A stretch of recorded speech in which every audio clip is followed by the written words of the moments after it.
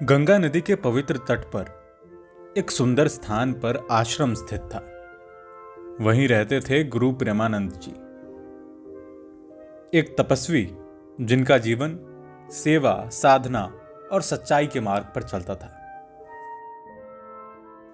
यह स्थान बेहद शांत था। चारों ओर हरियाली, गंगा का कलकल करता प्रवाह और पंछियों की मधुर आवाजें।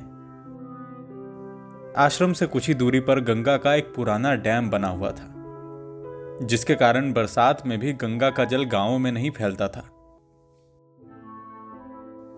गुरु प्रेमानंद जी का आश्रम ठीक बांध के नीचे स्थित था। उन्होंने वहीं वर्षों तक तपस्या की थी। आसपास के गांवों में उनका बड़ा आदर सम्मान था। जब भी किसी गांव में कोई विवाद होता या कोई संकट आता, लोग गुरु जी के पास सलाह लेने आते थे। गुरु जी बिना पक्षपात के सबकी बातें सुनते और प्रेम से समाधान सुझाते। उन्होंने कभी किसी से ऊंची आवाज में बात नहीं की। उनका सच्चा प्रेम, ज्ञान और सेवा भाव लोगों के हृदय में स्थान बना चुका था। हर शाम गंगा नदी के तट पर गुरु जी का सत्संग होता था। गांव के बुजुर्ग, स्त्रियां, युवा और बच्चे तक आकर गुरु जी के प्रवचनों को ध्यान से सुनते। उनके प्रवचन जीवन की सच्चाइयों पर आधारित होते थे, जैसे करुणा, क्षमा, समय और सेवा का महत्व। इस सत्संग का एक विशेष अतिथि भी होता था, एक प्यारी बिल्ली जो रोज शाम को आकर गुरु जी के पास बैठ जाती। गुरु जी उस बिल्ली से बहुत प्रेम करते थे। आश्रम के सेवक उसे दूध पिलाते। वो आश्रम में स्वच्छंद घूमती और अक्सर गुरु जी के पास आकर बैठ जाती थी। ऐसा लगता जैसे वो भी सत्संग सुन रही हो। समय के साथ वो बिल्ली आश्रम का हिस्सा बन गई। गुरु जी उसे शांता कहकर पुकारते थे। कुछ समय बाद बरसात का मौसम था।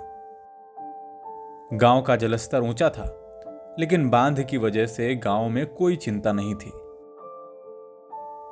एक दिन गुरुजी ध्यान की स्थिति में बैठे थे तो शांता ने उन्हें बार बार परेशान करना शुरू किया।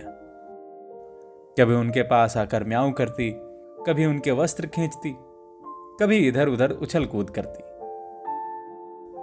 गुरुजी ने पहले तो सोचा कि कोई सामान्य पशु है, शायद भूखी है या खेलने के मूड में है। उन्होंने ध्यान नहीं दिया, पर यह क्रम रोज चलने लगा। अब शांता हर दिन ध्यान के समय आकर उन्हें इसी तरह परेशान करती। न वो किसी सेवक से रुकती, न ही किसी के डांटने पर भागती। ये बात गुरुजी को अजीब लगने लगी। एक दिन जब शांता ने फिर यही व्यवहार किया तो गुरुजी ने शांत मन से उसे देखा। शांता उछलते हुए एक दिशा की ओर भागी और कुछ दूर जाकर रुकी। फिर पीछे मुड़ी, जैसे गुरुजी को बुला रही हो। जब गुरुजी ने कदम बढ़ाया तो वो आगे बढ़ गई। इस बार वो रुकी नहीं। गुरुजी को लगा कि शायद कोई संकेत है। उन्होंने उसका पीछा करना शुरू किया। शांता उन्हें लेकर बांध की ओर बढ़ी। वहां तक जाने वाला रास्ता झाड़ियों और पेड़ों से ढका हुआ था। गुरुजी को समझ नहीं आ रहा था कि वो क्या दिखाना चाहती है, परंतु शांता रुक रुक कर एक स्थान पर उछलने लगी और बार बार एक पेड़ के पास जाकर म्याऊं करने लगी। गुरुजी ने उस पेड़ के पीछे झाड़ियों को हटाया। वहां जाकर उन्होंने जो देखा वो चौंकाने वाला था। बांध की दीवार में एक सुराख हो चुका था और उस सुराख के आसपास कई चूहे घूम रहे थे, जो मिट्टी खोद रहे थे और धीरे धीरे उस सुराख को बड़ा कर रहे थे। अब गुरुजी को सच्चाई समझ आई। शांता रोज वहां चूहे पकड़ने जाती थी। एक दिन उसे महसूस हुआ कि दीवार में कुछ तो गड़बड़ हो रही है। जब उसने देखा कि वहां मिट्टी ढह रही है और पानी रिसने लगा है, तो वो ये बात अपने तरीके से गुरुजी को बताना चाहती थी। गुरुजी ने हाथ से माप कर देखा।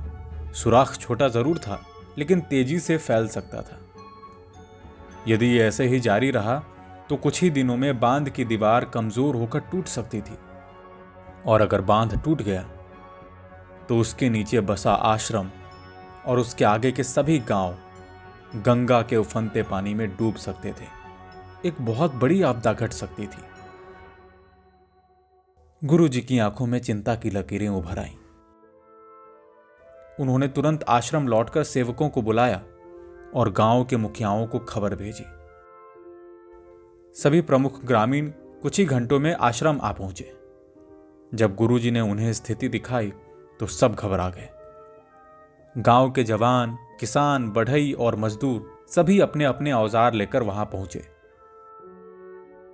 रात्रि का समय था, लेकिन गांव वालों ने निर्णय किया कि रात भर काम करके बांध की मरम्मत करनी होगी। मिट्टी, पत्थर, ईंटें, गाड़े और लकड़ियों की व्यवस्था की गई। सबने मिलकर काम करना शुरू किया। बच्चे भी पानी लाने लगे। स्त्रियों ने मजदूरों के लिए खाना बनाया। बुजुर्ग आशीर्वाद देने लगे। गुरुजी स्वयं कार्य में लगे रहे। शांता सब कुछ देख रही थी, जैसे उससे यह संतोष हो रहा हो कि अब सब कुछ ठीक हो जाएगा। सूरज निकलने तक बांध की मरम्मत पूरी हो चुकी थी। सुराख को पूरी तरह भर दिया गया था और उसके चारों ओर सुरक्षा दीवार भी बना दी गई थी। एक बड़ा संकट टल चुका था और इसका श्रेय किसी इंसान को नहीं, बल्कि एक बिल्ली को जाता था, जिसने सबको समय पर सावधान किया। अगली शाम का सत्संग आश्रम में विशेष था। गुरुजी ने उस दिन एक अलग ही भाव से सत्संग की शुरुआत की। उन्होंने सबसे पहले शांता को बुलाया और प्रेम से गोद में लिया। फिर बोले, आज मैं तुम सभी को यह बात बताना चाहता हूं कि किसी भी प्राणी को तुच्छ समझना भूल है।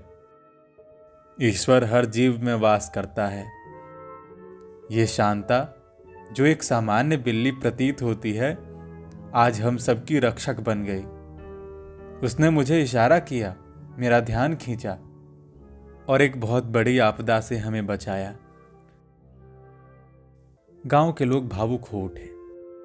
कई लोगों की आंखों में आंसू थे। बच्चों ने तालियां बजाई और शांता को दूध पिलाया। आश्रम के सामने शांता की एक छोटी सी मूर्ति भी बनवाई गई ताकि यह घटना सबको याद रहे। समय बीत गया, लेकिन शांता की समझदारी और गुरुजी के धैर्यपूर्ण दृष्टिकोण की यह कहानी हर किसी के जुबान पर थी। स्कूलों में बच्चों को यह सिखाया गया कि संवेदनशीलता केवल इंसानों में नहीं होती, पशु भी ईश्वर के दूत बन सकते हैं। गुरु प्रेमानंद जी ने अपनी आत्मकथा में इस घटना को एक अध्याय के रूप में लिखा। जब मेरी तपस्या रुकी, तब ईश्वर ने बिल्ली का रूप धरकर हमें बचाया। यह कहानी हमें सिखाती है कि सभी प्राणियों में चेतना होती है। प्रकृति हमें संकेत देती है, हमें उन्हें समझने का प्रयास करना चाहिए। अहंकार छोड़कर अगर हम विनम्र भाव से सबको देखना सीखें, तो बड़ा संकट भी समय रहते टल सकता है। और सबसे महत्वपूर्ण बात, कभी किसी को छोटा मत समझो, चाहे वो बिल्ली ही क्यों ना हो। गंगा किनारे बसे गांव में आज भी जब कोई संकट आता है, लोग गुरु प्रेमानंद और शांता की ये कहानी याद करते हैं।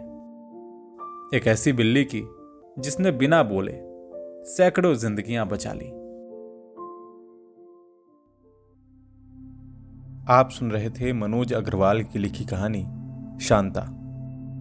मेरा नाम है सचिन सिंह प्रभात और इस कहानी को प्रोड्यूस किया है शीर्षक त्रिपाठी ने। ऐसे ही कहानियों के लिए अभी सब्सक्राइब करें टेल स्पॉट।